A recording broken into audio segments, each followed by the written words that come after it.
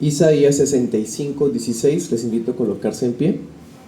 En la SBT a una voz dice: El que se bendijere en la tierra, en el Dios de verdad se bendecirá. Y el que jurare en la tierra, jurará por el Dios de verdad, porque las angustias primeras serán olvidadas y porque serán cubiertas de mis ojos. Amén. Pueden sentarse. Capítulo 23, párrafo 2 de la Confesión de Londres. Dice: los hombres solo deben jurar por el nombre de Dios, y al hacerlo, han de usarlo con todo temor santo y reverencia. Por lo tanto, jurar vana o temerariamente por este nombre glorioso y temible, o simplemente jurar por cualquier otra cosa, es pecaminoso y debe reprobarse. Sin embargo, en asuntos de peso y de importancia, para confirmación de la verdad y para poner fin totalmente a una contienda, la palabra de Dios justifica el juramento. Por eso, cuando una autoridad legítima exija un juramento lícito en tales casos, el juramento debe hacerse. Titulamos esta enseñanza El juramento lícito. En la enseñanza anterior vimos la naturaleza, la definición, la validez, ejemplos bíblicos de los juramentos. Hoy estamos viendo entonces el juramento lícito un poco más a profundidad. En pocas palabras vimos, hermanos, que los juramentos son parte de la adoración, de la verdadera adoración, del culto a Dios, y que el uso de estos es legítimo bíblicamente. Eso significa que debemos ser demasiado cuidadosos al usarlos, porque si hacen parte de la adoración y tienen implicaciones en la vida social, entonces realmente tienen más importancia de la que se les da, ¿no? Por eso es bueno que profundicemos un poco más y vamos a ver dos aspectos de este tema. El primer punto será el mandamiento. Vamos a ver que ese tema surge de un mandamiento de la ley de Dios. Y en el segundo punto veremos su transgresión, es decir, las formas en que puede ser tergiversado o quebrantado. Bueno, comencemos. Primer punto, el mandamiento.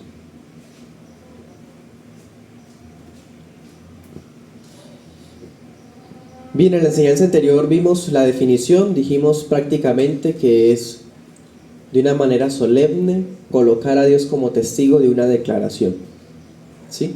Vimos una definición un poco más extensa, pero en estas breves palabras se puede resumir. Hay algo muy importante que debemos mostrar, hermanos, al momento de estudiar este tema, y es que todo juramento legítimo se hace en nombre de Dios. Eso es lo primero. Y vimos allá en Isaías una profecía, de hecho escrita pensando hacia futuro, cuando la nueva creación fuese inaugurada, tanto la que viene después de que somos regenerados en el nuevo pacto, como también aquella que se dará en la eternidad, en el mundo venidero. El pasaje dice que el que quiera hacer un juramento lo hará en nombre del Dios de la verdad, ¿sí? Es decir, bíblicamente los juramentos siempre tienen que hacerse sí o sí en el nombre de Dios. La semana pasada vimos varios ejemplos de esto. Uno de ellos, Génesis 24:3. Abraham, cuando juramentó a Eliezer, le dijo: por Jehová, el Dios de los cielos y Dios de la tierra, que no tomarás para mi hijo mujer de las hijas de los cananeos, ¿sí? Lo hizo jurar por el nombre santo de Dios, y especifica, es el Dios de los cielos, el Dios de la tierra, ¿sí? Entonces, todo juramento legítimo, lo primero es que se hace en nombre de Dios. Claro, porque, hermano, Dios es la única persona suprema. Recordemos que un principio que vimos en la definición de los juramentos es que se hace para llamar por testigo a una persona superior, que en este caso es Dios, alguien superior a las dos partes involucradas. Dios es la única persona omnipresente, omnisciente, que puede dar fe de lo que se está declarando. ¿Se acuerdan que vimos que qué pasaba si alguien juraba y era falso? El Dios omnisciente, el Dios omnipresente, iba a traer sobre su cabeza el pecado. Y si la persona juraba con verdad, con justicia, entonces Dios iba a pagarle con justicia al justo. ¿Eso quién lo puede saber? Solamente Dios. Hebreos 6:13 al 16 nos muestra que incluso Dios mismo lo hizo así. Dice el pasaje: no pudiendo jurar por otro mayor, juró por sí mismo. Dios hace un juramento y pues el juramento siempre se debe hacer por alguien superior, pero no hay otro superior, entonces él jura por sí mismo. Nosotros vimos un ejemplo, Deuteronomio 6:13. La ley establece los juramentos no solo como parte de la adoración verdadera, sino también como un mandato. Dice el texto: por su nombre jurarás. Y lo reitera en Deuteronomio 10:20. ¿Sí? Entonces, si uno va a hacer un juramento, o si existen los juramentos todavía, siempre han existido teniendo a Dios como su testigo, como el nombre que se invoca. Entonces, Deuteronomio 28:58 dice: si no cuidas de poner por obra todas las palabras de esta ley que están escritas en este libro, temiendo este nombre glorioso y terrible, Jehová tu Dios. Y bueno, dése cuenta, ¿cómo es el nombre de Dios? Glorioso y terrible. Bueno, jurar en este nombre debe ser algo glorioso y terrible. O sea, demasiado solemne y un motivo de profundo temor.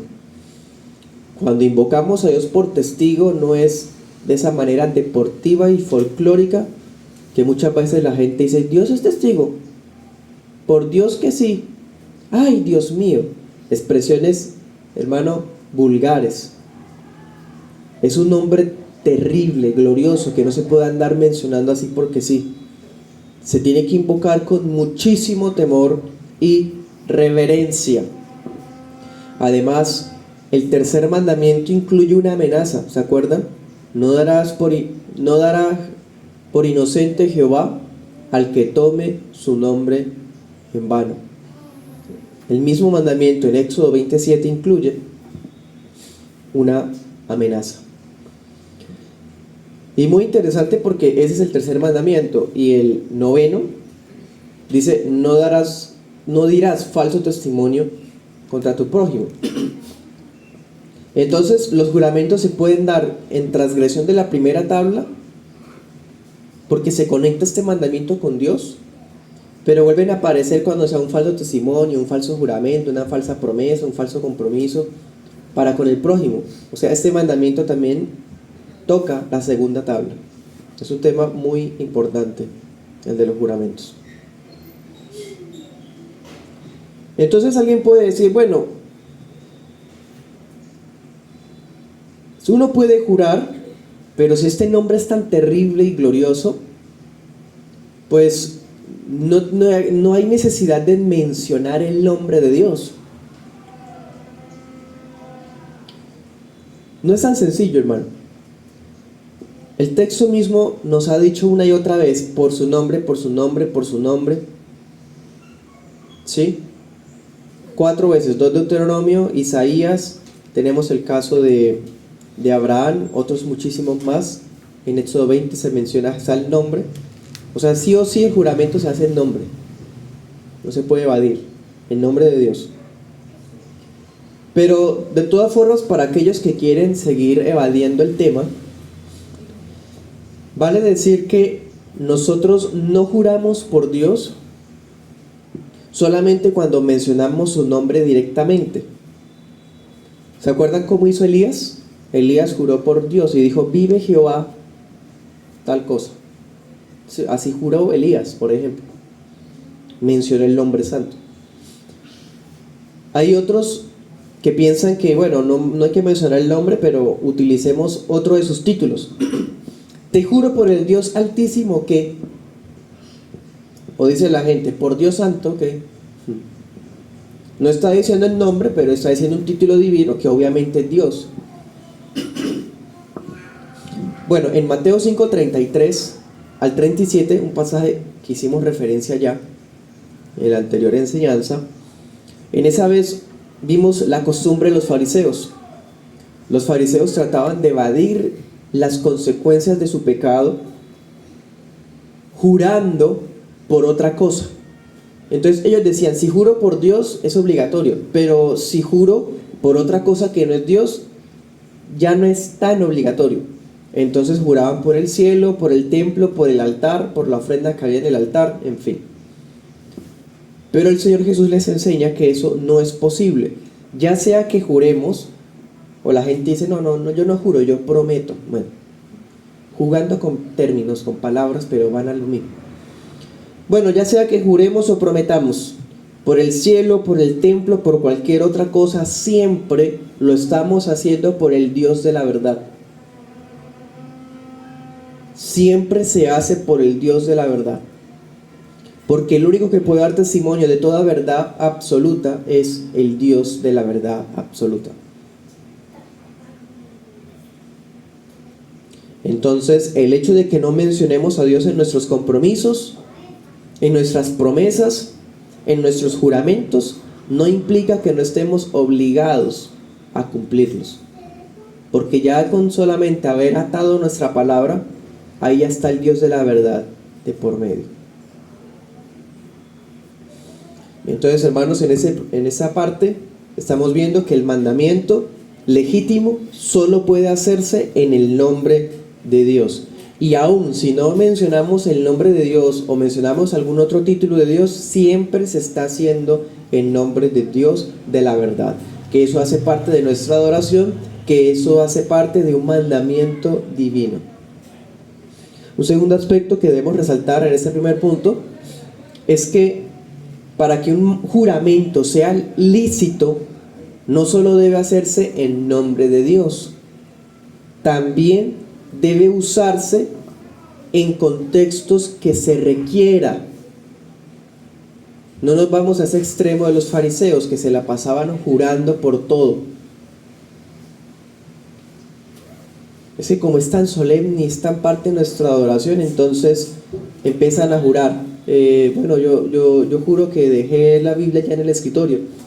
Juro que sí le hice el favor la otra vez, o todo el tiempo estar jurando, hermano. Tampoco se trata de eso. El juramento, para que sea lícito, dada su solemnidad, debe usarse solo en los contextos que se requiere. Por ejemplo, hay asuntos de peso, hay negocios jurídicos, hay votos matrimoniales. Ahí hay ejemplos de juramentos que deben hacerse. Otro ejemplo, que un magistrado judicial o un servidor público nos exija. Ahí debe hacerse, es parte de nuestro deber civil como cristianos acatar ese juramento, reconociendo que sí lo estamos haciendo en nombre de Dios, aun cuando la ley no menciona a Dios. Hace poco quitaron de la posesión, de las palabras de posesión, si mal no estoy, en la Constitución colombiana ya quitaron que se mencionara a Dios. De todas formas, aunque ya no lo mencionen, el Dios de la verdad es el que testifica los compromisos de los hombres. Los juramentos entonces son lícitos y son necesarios. Hermano, ¿usted no se imagina si ese tema se hubiese expuesto o estudiado sobriamente, profundamente por muchos cristianos a lo largo de los siglos? Se hubieran evitado muchas muertes.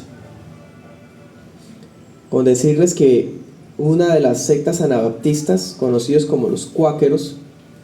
Estas personas que, bueno, son antecesores del movimiento pentecostal, pues, irónicamente, ellos decían que no podía jurarse, y hubo miles, cientos de ellos que fueron matados porque cuando los reyes los convocaban y no daban su palabra, lo entendían como un acto de rebelión, y la rebelión contra los reyes en ese entonces era castigado con pena de muerte, y se murieron pensando que eran mártires, pero no, se murieron de una manera innecesaria.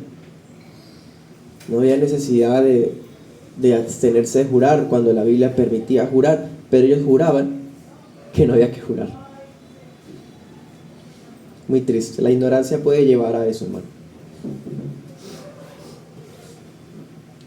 Entonces, prácticamente los juramentos son lícitos cuando apelamos a Dios o cuando son requeridos por una autoridad civil.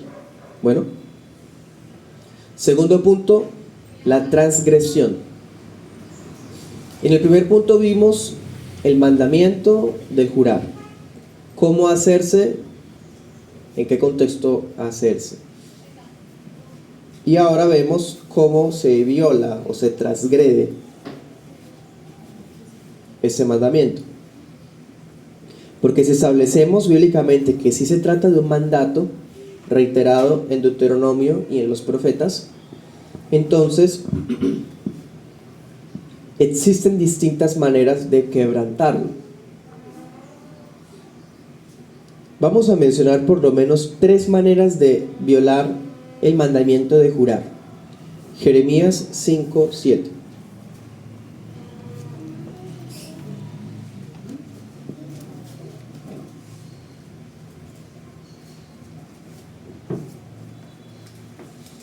Le habla el Señor a Judá apóstata. Le dice: ¿cómo te he de perdonar por esto?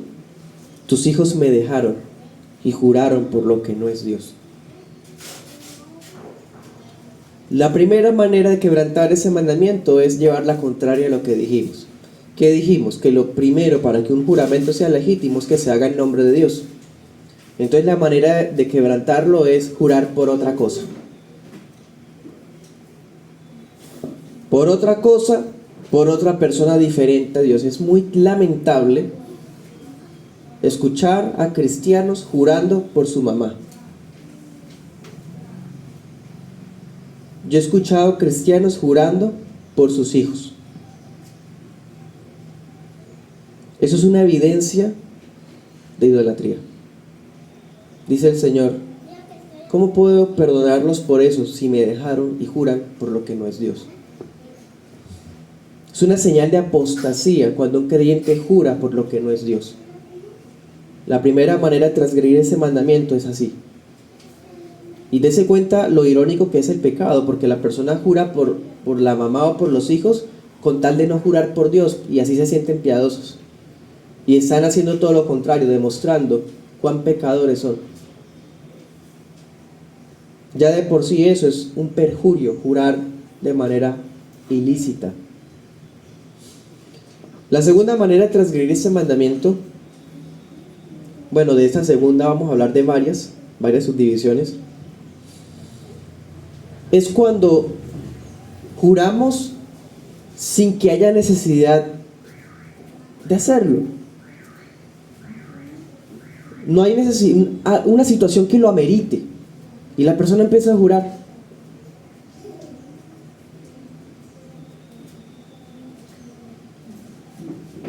Yo juraba que había dejado la mesa en ese lugar, en esa posición.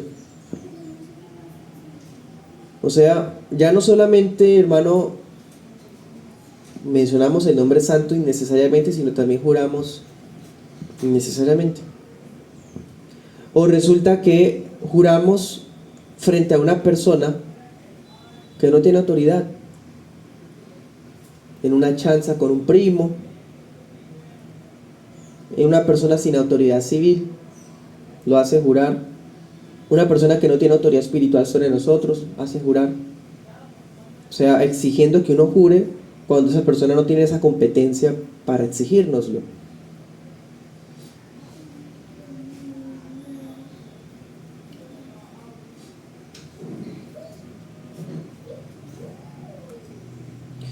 Es que en la ley de Dios, hermano, ¿se acuerdan? Vimos que el juramento se realizaba primero delante del juez. ¿Se acuerdan? Éxodo 22:1. El tema ese de la pérdida de algo que se había prestado y la persona jura que no lo tenía. Eso se hacía delante del juez, o sea, ante una persona competente. La otra manera de jurar, Nehemías 5:12. Nehemías hace que la gente se comprometa a hacer algo y delante de los sacerdotes los pone bajo juramento. Ahí vemos un juramento hecho ante una autoridad civil que era Nehemías y ante los sacerdotes, personas competentes, autoridades civiles y autoridades religiosas. Las escrituras nos muestran casos en los que un padre juramenta a su hijo. Génesis 47:30 al 31. Jacob le dice a José: júrame que vas a llevar mis huesos a donde están enterrados mis padres. Y su hijo dice: sí, padre, juro. Un padre sobre su hijo, ¿qué es eso? Una autoridad familiar. Tenemos el caso de un amo exigiéndole juramento a un siervo, el que mencioné, Abraham con Eliezer.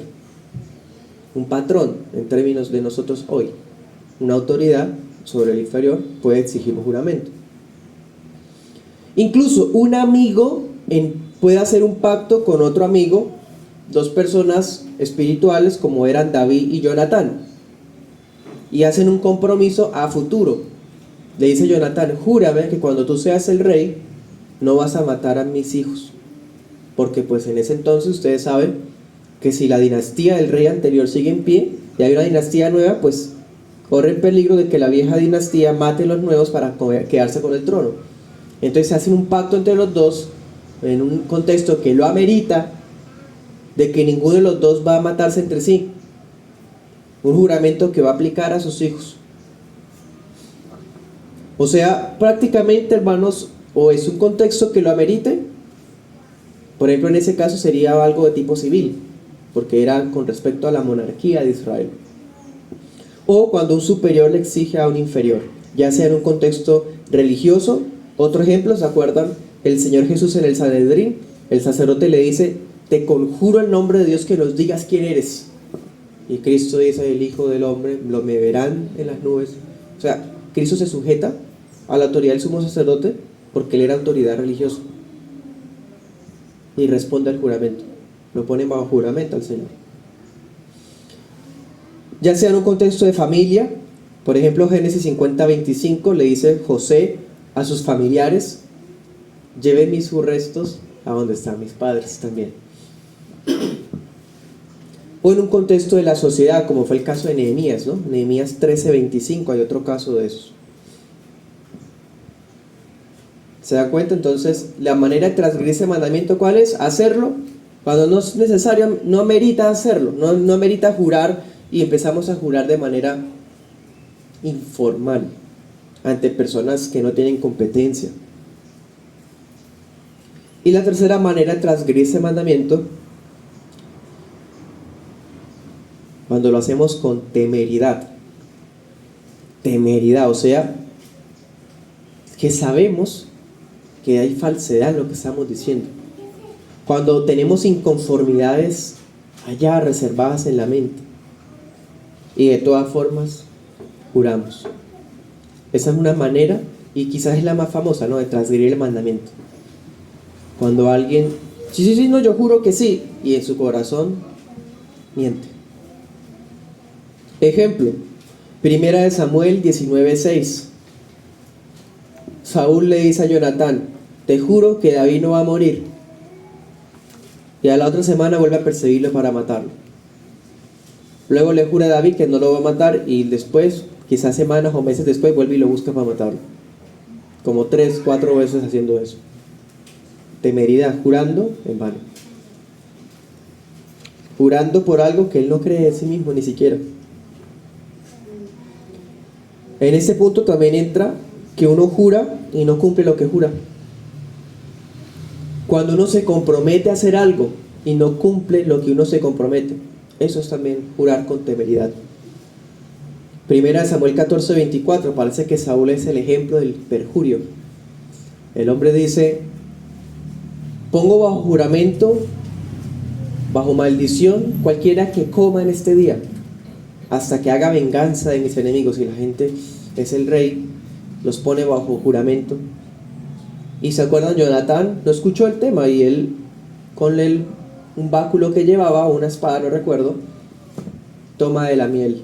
Y la gente le dice: no, no, no, tu padre nos hizo jurar que no comeríamos hoy. Fue un juramento impulsivo, ¿qué necesidad había de eso? Jonatán dice: si ustedes hubiesen comido, hubiésemos derrotado aún más filisteos. Nos puso en aprietos mi padre. Y al final, cuando Saúl iba a matar a Jonatán, la gente no lo dejó. O sea, en última, Saúl no cumplió el juramento. Una y otra vez el hombre era un perjurador. Juraba en vano constantemente. A veces nos comportamos como esos niños, donde vemos la malicia y el pecado de los niños cuando dicen algo, hacen una promesa o afirman algo, pero detrás están torciendo los dedos. Así es el perjurio, con temeridad, cuando se jura y estamos torciendo los dedos a la espalda, como sabiendo que no estamos diciendo toda la verdad. Bien, entonces en ese segundo punto vemos las formas de transgredir el mandamiento cuando juramos en nombre de otro que no es Dios, cuando juramos cuando no es necesario, frente a personas que no tienen competencia para exigir un juramento, o cuando juramos escondiendo mentiras en nuestro corazón o no siendo completamente sinceros, o se incumple lo que se está prometiendo. Son las maneras de transgredir el mandamiento del juramento. Para terminar, les voy a decir dos aplicaciones. Primera aplicación. Hermanos, este tema nos enseña que aunque no mencionemos al Señor, que aunque no estemos jurando usando ese verbo, el simple hecho de que estemos prometiendo o comprometiéndonos a algo, ya lo estamos haciendo en nombre de aquel que nos redimió. Y aquí vemos nuestro pecado. ¿Cuántas veces hemos incumplido lo que nos hemos comprometido? Y lo hemos expresado a otra persona. Esta semana sí voy, sí leo, ¿sí? Esta semana oro por usted. Esta semana voy a hacer ese trámite, bueno, lo que sea. Y a veces sencillamente se nos olvida. No hay de pronto maldad en cuanto a no quererlo cumplir, pero se nos olvida. ¿Y eso qué es? Ya hubo perjurio, mintió, incumplió su compromiso. Eso quebrantó su propia palabra. Pecó. Cada vez que juramos, cada vez que prometemos, cada vez que nos comprometemos, siempre lo hacemos en nombre del Señor. Toda forma de perjurio es un pecado desafiante de engaño. Démosle la importancia que amerita a eso. Es un mandamiento repetido, se lo dije, en el tercer mandamiento y en el noveno. Gravísimo, se pega contra Dios y contra el hombre.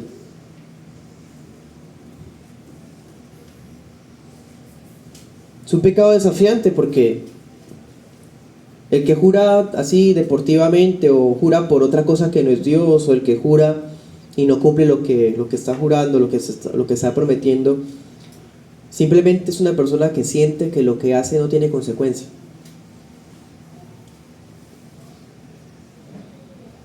Pero, hermanos, el Señor reprende esas cosas. Acuérdense que no tendrá por inocente al que tome su nombre en vano. Y esperemos que una iglesia bíblica como nosotros no toleremos ese pecado. Así que este tema nos recuerda la importancia de ser transparentes, de ser honestos, de ser veraces en nuestras palabras, de ser sinceros en nuestros negocios.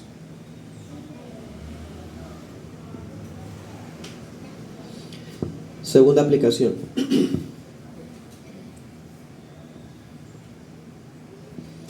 vemos obviamente que cuando uno jura por algo, ese algo tiene que ser bíblico, ¿no? Porque sería aún más absurdo, igual que jurar por otra cosa que no es Dios, otra persona, jurar por algo que es pecado. O sea, cuando uno jura, uno debe ser sincero en lo que está hablando, pero también por lo menos debe ser coherente con el objeto que se está jurando. Eso es básico en un juramento. Porque si un juramento se hace sobre algo que es pecado en sí mismo, hermano, cumplirlo es pecado también. Doble pecado. Pero jura por algo que es pecado y se esfuerza por cumplirlo. Pecado. La persona en su comentario de la Confesión de Westminster, el doctor Williamson dice: esa persona que se comprometió delante de Dios a ir siempre a misa y hacerle el rosario a la Virgen. O sea, la persona se compromete y hace su solemnidad, su promesa, su voto, su juramento, lo que sea, y ahora se conoció el Evangelio. Él dice: es que yo lo hice con sinceridad, Dios conoce mi corazón, que yo lo hice con sinceridad, entonces tengo que seguirlo cumpliendo. No, porque ya de por sí era pecado. Ya de por sí es pecado la misa, una profanación de la Eucaristía. Ya de por sí es pecado rezarle a María como muerta. Entonces, tratar de cumplir algo que es pecado es doble pecado. Y así en otros contextos, ¿no? Entonces, tenemos otro caso, Mateo 14:9. Herodes, ¿se acuerdan? Le hace el juramento a la muchacha que le danza y el hombre queda, quién sabe, y le dice: te voy a dar lo que tú me pidas, te lo juro. Y ella: yo quiero la cabeza de Juan Bautista. O sea, ya eso es pecado. Él no está obligado a cumplir ese juramento. ¿Qué sencillamente pudo haber hecho Herodes? Se retracta y se arrepiente, ya. Había un sacrificio en Levítico 5 y 6 que hablaba, ¿se acuerdan? De cuando alguien hacía un perjurio, podía ir al tabernáculo a pedir perdón con un sacrificio. Podía haber hecho eso, pero no. Doble pecado. Jura por algo ilícito y cumple lo que juró, que era más pecado.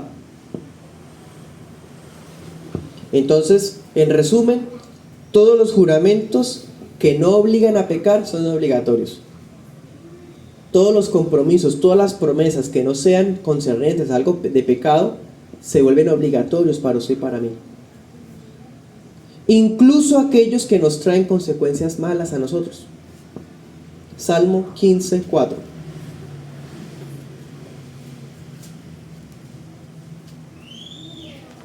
Yo me comprometí con el Señor a no trabajar el domingo, porque es el día del Señor. Y eso me va a traer consecuencias malas a mí.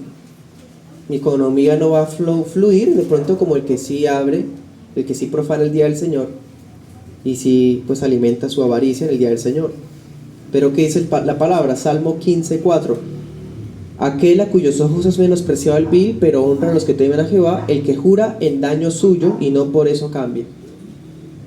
Se compromete a hacer algo que sabe que va a traerle consecuencias que no convienen,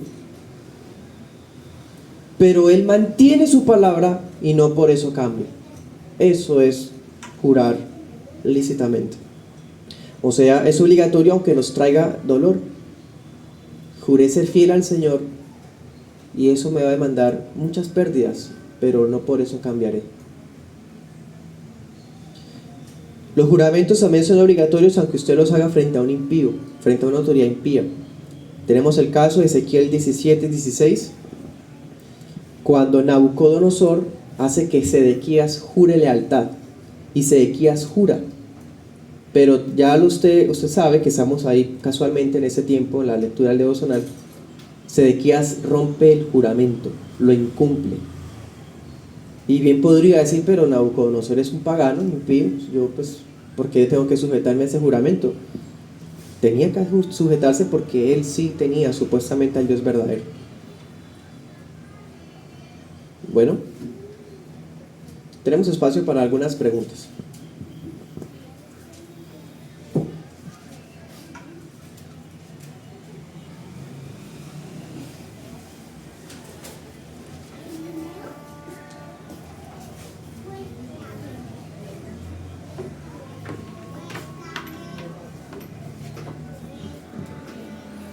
Pastor, cuando se hace un juramento delante de alguien que no tiene, o sea, que no tiene por estima o por alto el juramento, y aún jurando no le creen a uno ese juramento. A mí me ocurrió hace quizá un año atrás, tuve una circunstancia con mi esposa y fue tan complicado para ella el creer en mi palabra que yo juré por Dios que lo que yo estaba diciendo era verdad, y aún así mi esposa no me creyó.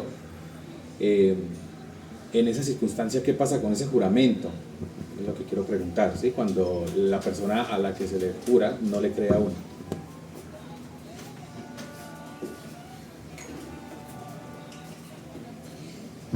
Bueno, cuando el juramento ya no es creíble, es una señal bastante lamentable del pecado que rodea nuestra sociedad y quizás una relación. Porque en Hebreos 6:16 dice que el juramento pone fin a toda controversia. Entonces se supone que el juramento es la manera final de apelar a la verdad absoluta, que es Dios, para decir que así es, ¿sí? De todas formas, aunque no haya credibilidad por parte de uno de los dos, la persona que está jurando queda ligada a eso, porque en ninguna parte de la escritura vemos que la desconfianza anula el juramento, en ningún texto de la palabra. Al contrario, el caso de Sedequías, el hombre jura, pero él sabe que él va a traicionar a Nabucodonosor, pero de todas formas Dios le reclama por el pecado y lo va a castigar por ese pecado, ¿sí? Entonces, aunque una persona no crea el juramento liga a aquel que lo invoca.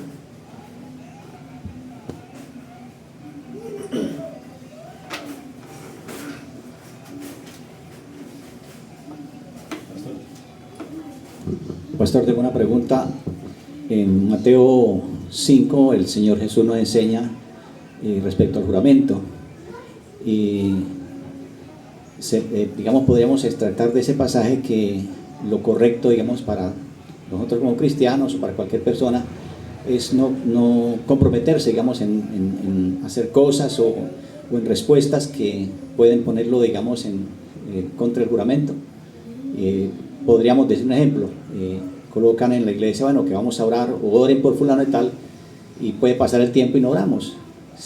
Hemos comprometido, hemos dicho, sí, yo voy a orar por eso, yo voy a orar por tal cosa, y resulta que al hacer el examen a los 8 días nos damos cuenta que no hemos orado por eso. Entonces es, digamos, más sabio decir, como el Señor nos enseña, decir, no digan que van a orar, porque si no van a orar se van a comprometer y están en pecado.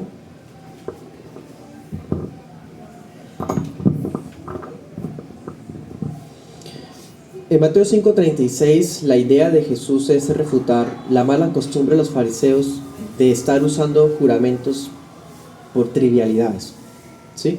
El Señor no anula el mandamiento de jurar, pero sí ataca esa mala costumbre. Hoy lo que vimos y comprobamos es que no podemos estar jurando. Ya con el hecho de estar comprometidos en algo, ya eso implica un juramento, pero que no hay necesidad de estar jurando, sino en ciertas eventualidades ante autoridades civiles o frente a alguna excepción que requiera un juramento, ¿sí? O sea, que veamos los juramentos como una solemnidad excepcional, que no es que sea pecado hacerla, pero es excepcional, sin olvidar, como dice Mateo 5, que nuestro sí sea sí, nuestro no sea no, porque debemos ser personas transparentes en nuestras palabras. Respecto a lo que pregunta, hermano, sobre el tema de comprometerse, por ejemplo, a orar por, hace poco leí un comentario de un autor, pero no recuerdo cuál era, yo creo que era un puritano, no, creo que era Martin Lloyd-Jones. Él decía, tú me pides que yo ore por ti, bueno, yo voy a orar, pero ora para que a mí no se me olvide.